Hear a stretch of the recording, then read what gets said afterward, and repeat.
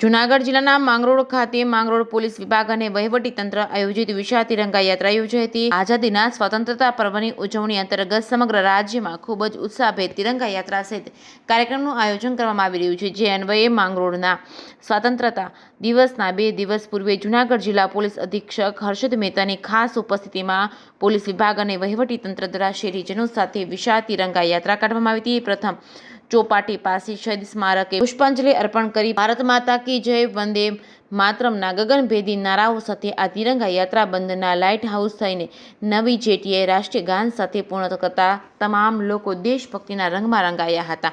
આ તિરંગા યાત્રામાં જિલ્લા પોલીસ અધિક્ષક હર્ષદ મહેતા, ગડચર તેમજ મામલતદાર પરમાર તેમજ ધારાસભ્ય ભગવાનજીભાઈ કરગઠિયા, ડીવાયએસપી ડીવી કોરિયાતા તેમજ જૂનાગઢ માંગરોળ પોલીસ વિભાગના અધિકારીઓ, ખારવા સમાજના આગેવાનો સહિતના ઉપસ્થિત રહ્યા હતા। આ વિશાળ તિરંગા યાત્રામાં વંદે માતરમ, ભારત માતા કી જયના ગગનભેદી નારાઓ સાથે યોજાતા સમગ્ર વાતાવરણ દેશભક્તિના રંગમાં રંગાયું હતું। યાત્રાના અંતે જિલ્લા પોલીસ વડાએ સૌને શુભેચ્છા પાઠવી હતી અને ડેપ્યુટી કલેક્ટર કેશોદ દ્વારા તિરંગા યાત્રામાં જોડાવા બદલ સૌ જનતાનો આભાર વ્યક્ત કરાયો હતો। જે કેસ ગુજરાતી સાથે વિનુ મેસવાણિયા, માંગરોળ। આજે માંગરોળના શહીદ સ્મારકથી શરૂ કરી દરિયાઈ જેટી સુધી જે તિરંગા યાત્રાનું આયોજન કર્યું છે તેમાં તમામ સમાજ, તમામ ધર્મના લોકો, સ્કૂલના બાળકો, યુવાનોએ, માતાઓ અને દીકરીઓએ પણ ખૂબ મોટી સંખ્યામાં ભાગ લીધો છે।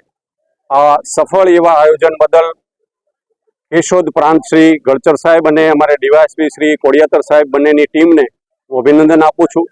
સૌથી વધારે અભિનંદન હું અહીંયા માંગરોળના તમામ સમાજ અને ધર્મના આગેવાનશ્રીઓને આપું છું કે ખૂબ મોટી સંખ્યામાં બાળકો અને યુવાનોમાં ઘર સુધી આ તિરંગાનું એક મહાત્મ્ય પહોંચે।